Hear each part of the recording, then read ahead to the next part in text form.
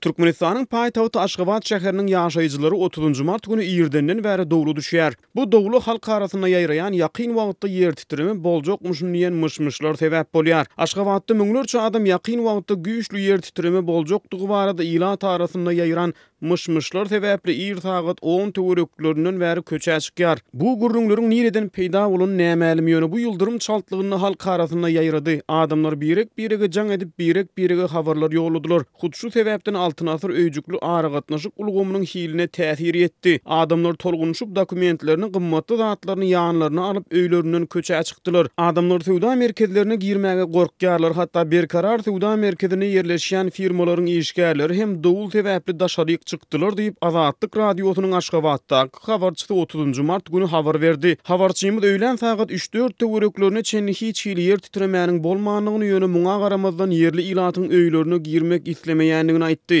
İlki başta mektepler çağalar öýlerine ugradyp başladylar ýöne soňra mektep müdürleri ýagdaýy gödäwçilik edip hiç kimiň mektepden gitmegine ruhsat bermediler diýip habarçymyz tödüne dowam etdi. Aşgabatyň Halk Hojalyk Uniwersitetine talipleri okudan boşadypdyrlar ýöne sagat 4 töwereklerine ýygyna çağırypdyrlar diýip habarçymyz belledi.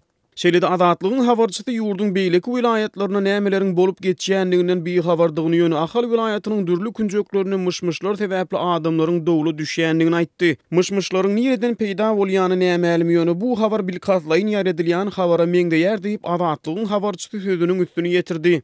Şol bir wagtyň ödüni Aşgabat şäherine sosial media ulanjylarynyň arasynda da bu gurrunlaryň giňden ýaýraýanlygy habar berilýär. Gurrun edilýän ýagdaýlar boýunça Azatlyk radiosy Aşgabatda ýaşaýan ýazyjy we synçy Amamurat Bugaýew bilen gurrundaş bolany ol hem ilat arasyna tolgunşy tasdiklap şeýle diýdi.